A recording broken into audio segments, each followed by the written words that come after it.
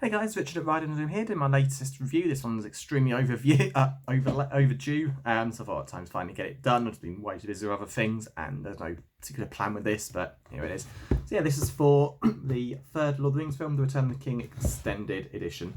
Got a Silmarillion book in shop because I just bought that recently. I had that a couple of years ago, read it, thought it was alright, but didn't really.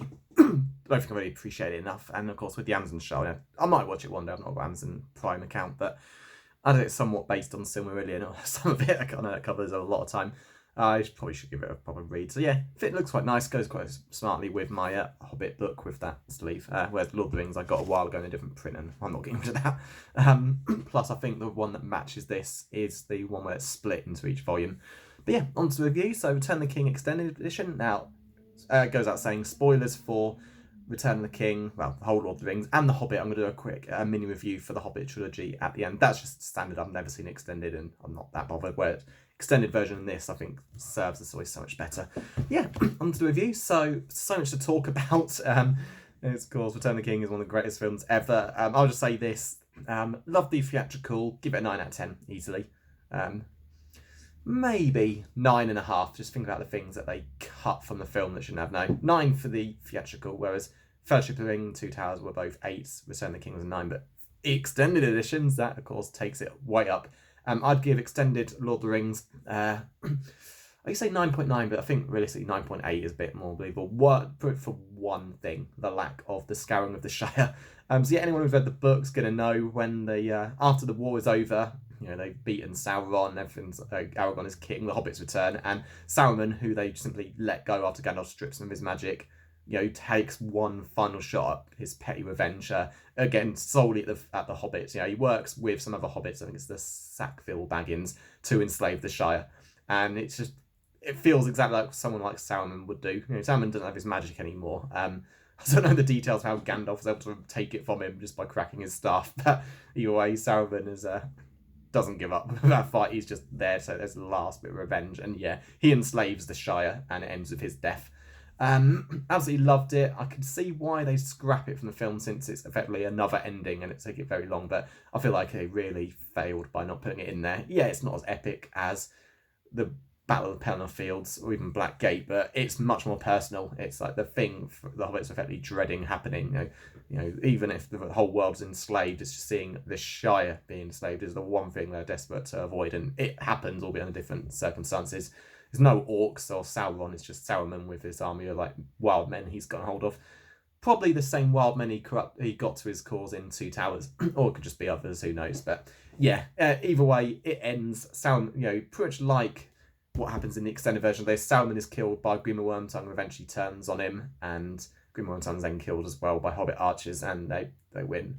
So yeah, would have been great. It still would have looked pretty cool, especially seeing how the hobbits are, how they are willing to fight to defend their home. They just need the right leadership, and then you got the worst hobbits in there as well. The likes of the Sackville Baggins just as terrible as likes of Grima Wormtongue. So yeah, it's a real shame they cut it. And if it was in there, to me, this would be the perfect film, but it's not that. But yeah, they still kill Saruman off. And why they cut this from the theatrical makes no sense. I mean, they said that they didn't want to. I think I read they didn't want to open with a major villain's death because it would have wrecked the flow or something. But then they should have killed him at the end of Two Towers.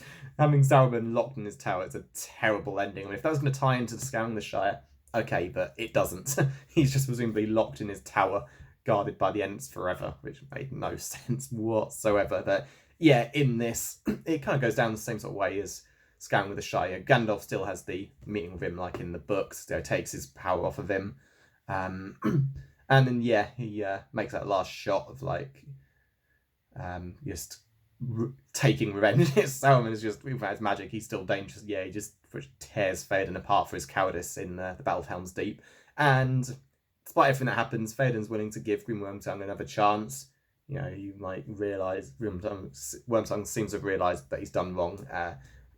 Wants to accept Theoden's forgiveness and come with him, but yeah, Saruman just, even of course, always Saruman is effectively a bully. He still needs a weak person to push around, and that's what his plan for Wormtongue is. And yeah, in the end, Grima Wormtongue kills Saruman.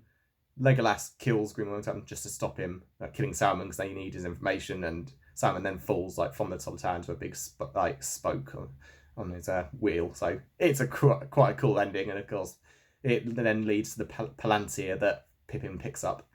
So yeah, it's a great ending for Saruman, even if we didn't get Scouring the Shire, but why that was cut from the original, I have no idea. So yeah, I feel like there's so much I could do. 5 minutes into this video already, and I think I spent like 2 minutes, 3 minutes talking about Scouring the Shire and Saruman's death. So I'll just go to the main bits, things I like, things I didn't like. Main thing I didn't like is Frodo. I mean, they turn him into a complete idiot. I get that the ring is destroying him completely, and having someone like Gollum around is not healthy, but the way Gollum kind of knows Sam doesn't believe him, how Sam actually hears him talking to himself, planning his betrayal of the hobbits. And basically Gollum makes sure that Frodo turns against Sam, and it just doesn't feel believable whatsoever. I mean, I even saw a trailer. I think it's in the Return of the King game on PS2, where like I'm not sure if it's how it's edited, because part of it's a voiceover, part's an actual scene. But Sam was like, "You don't see it, do you?"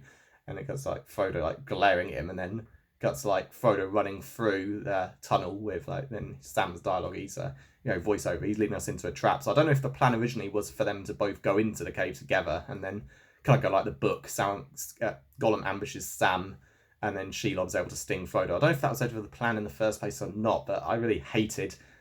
I mean, Frodo is, he's got a strong will, but the ring is of course wrecking that, and Gollum's no use when he's in his like Gollum side of his personality, not Smeagol. But I just never bought that he'd like turn on Sam because he believes Sam is stealing like food, which is just ridiculous. Yeah, it's like the only part I really didn't like out of the film, that sequence. I mean, yeah, Frodo realizes what he's done, and he's left. Of course, this is his own fault because of his actions. He's now on his own, and yeah, Sam does come back, of course, and Frodo apologizes. But I just thought it just makes Frodo look way too stupid. Not just like he's like suffering and weak. He's actually a complete idiot. So yeah, that's the only real thing I disliked. But yeah, it's not really too much else. Anyone watching this review, must have seen the film. I think everyone must have seen it. Everyone's not seen the extended versions, fair enough, but the original, yeah. Yeah, I'll just go through the scenes they added, really, that I could think of off the top of my head. Good scene where Merry's taken into Theoden's service, and of course he then bonds with Éowyn. Nice scene when Éowyn says that, like, Merry should be free to fight in this war as well, and Éomer basically tells her that she has no idea what war is really like. Éomer knows she wants to be part of it.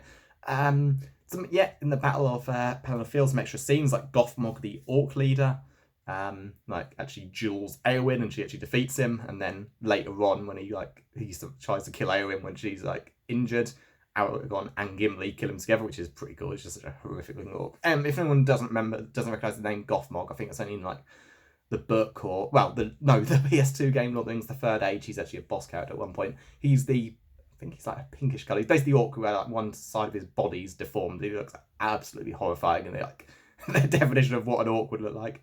So yeah, he gets a bit more to do, which is quite cool. So yeah, when defeat him. What else? The biggest moments, of course, there's the Witch King coming to stop Gandalf when he's trying to save Faramir from being burned alive by his completely insane dad. That scene again, that never made sense to cut, because after that scene, Gandalf's staff shatters and his hair's like knocked down, and he's only got a sword until the very end when he's back in Rivendell.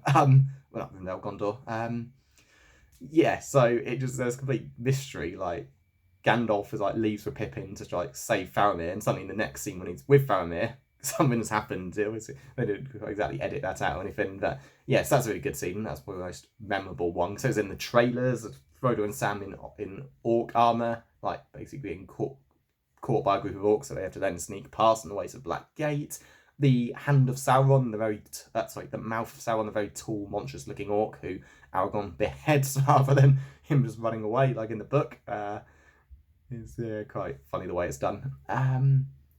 Jesus, I probably should have rewatched this film recently like I've been doing with the others.